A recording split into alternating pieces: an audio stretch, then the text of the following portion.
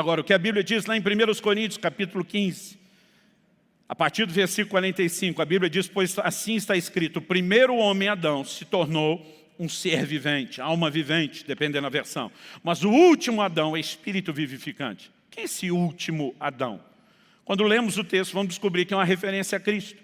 O texto diz: o que vem primeiro não é espiritual, e sim o natural, depois o espiritual. Ou seja, na cronologia, quem veio primeiro é o natural, mas quem vem depois, por último, é espiritual. Então aqui ele está fazendo a distinção entre o que ele chama do primeiro e o último Adão. O primeiro é natural, o último é espiritual.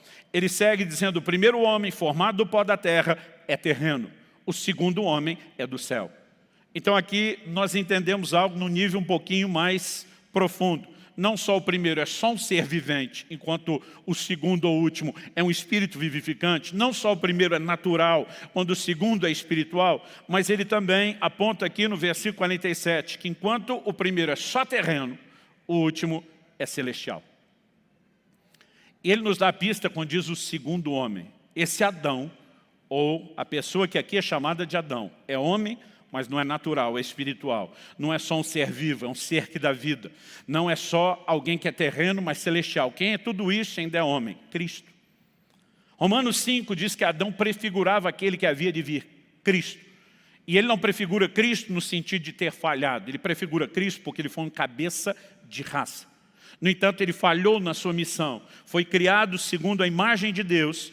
Deveria, como toda a lei da criação que foi estabelecido para os vegetais, para os animais e para o homem, reproduzir segundo a sua espécie. Ele deveria ter gerado seres semelhantes a Deus, assim como ele era. Mas ao pecar, ele não apenas se distanciou de Deus, ele maculou, ele deformou a própria natureza. Ele se torna um molde deformado daquilo que Deus queria produzir. Quando Deus enviou Jesus, Jesus não veio só perdoar pecados. Jesus veio gerar aquela raça com a qual Deus sonhou antes da fundação do mundo. A Bíblia diz em Efésios, no capítulo 1 e no versículo 4, que Ele nos escolheu antes da fundação do mundo para sermos santos e irrepreensíveis perante Ele. O sonho de Deus para o homem nunca envolveu o pecado. Como o primeiro cabeça de raça falhou, Deus diz: eu tenho que levantar um outro. E quando Jesus começa a ensinar em João 3 sobre novo nascimento, ele está falando sobre como ele, o novo cabeça de raça, iria reproduzir uma nova raça semelhante a ele, que manifestava a imagem de Deus e não tinha nenhum vínculo com o pecado.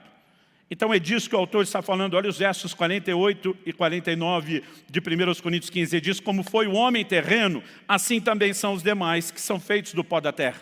E como é o homem celestial, assim também são os celestiais. Assim como trouxemos a imagem do homem terreno, traremos também a imagem do homem celestial. Não há nada tão central no Evangelho como esse plano de Deus de nos tornar semelhantes a Jesus. E não há nada tão específico sobre a obra do Espírito Santo como esse alvo final. Segundo aos Coríntios 3,18 diz que Ele, o Espírito, nos transforma de glória em glória na imagem do Senhor. A maior ênfase dos pentecostais, dos carismáticos, e não estou falando isso com nenhum desrespeito, amo andar nesse círculo e faço parte dele, mas infelizmente a maior parte da ênfase do sobrenatural ligado ao Espírito Santo é sobre dons e milagres. E nós não reconhecemos que é uma provisão sobrenatural para ser semelhante a Jesus. Andar no Espírito significa, portanto, não andar na carne. E para entender isso um pouquinho melhor, vamos voltar na questão da natureza. Pastor, que ideia é essa de ter as duas naturezas? Principalmente quem prega muito a realidade da nova criação, justificação, enfatizando a nova criação, às vezes não gosta de ouvir isso, mas não é um raciocínio difícil. Como eu e você nos tornamos semelhantes a Adão? Por nascimento. Quando Jesus fala de nascer de novo, ele está falando de alguém que já nasceu a primeira vez. E quando nasceu, nasceu segundo a carne. Quando ele fala do novo nascimento, ele mostra que é diferente da primeira experiência. Nicodemos questiona Jesus: o senhor está querendo dizer que eu tenho que entrar lá no ventre da minha mãe? Está em João 3, você pode ler melhor depois. O senhor está querendo dizer que eu tenho que voltar no ventre de mamãe e ser dado à luz de novo? Jesus diz: não, o que é nascido da carne é carne. Ele diz: mas o que é nascido do Espírito é Espírito. O novo nascimento é algo que acontece na dimensão espiritual, não natural. Então significa que quando eu e você viemos a esse mundo, já chegamos nele com a natureza adâmica.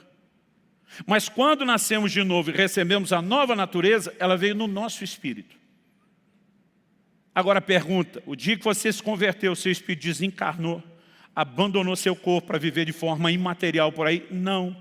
Então, o seu espírito com a nova natureza, a natureza de Deus, está vivendo dentro dessa estrutura chamada carne, como se fosse uma gaiola, aonde está a velha natureza. Então, no seu espírito, você passou a ter a nova natureza. Na sua carne, você carrega a velha. Paulo escreve aos Gálatas e diz, eles são opostos entre si. E o pau está quebrando entre as duas naturezas. Quando ele diz, o espírito milita contra a carne milita, luta, batalha, guerreia, briga, chama como você quiser. Ele mostra que o tempo todo há uma disputa. Qual o propósito dessa disputa? Paulo diz em Gálatas 5,17, para que não façais o que quereis. As duas naturezas estão tentando assumir o controle da vontade. Agora, o que eu e você precisamos entender é que optar, escolher andar no Espírito é nossa responsabilidade. Embora seja uma ordem de Deus, eu e você decidimos corresponder com isso ou não. Embora seja também um recurso de Deus, eu e você precisamos decidir acessar ou não esse recurso. E isso é nossa escolha e responsabilidade.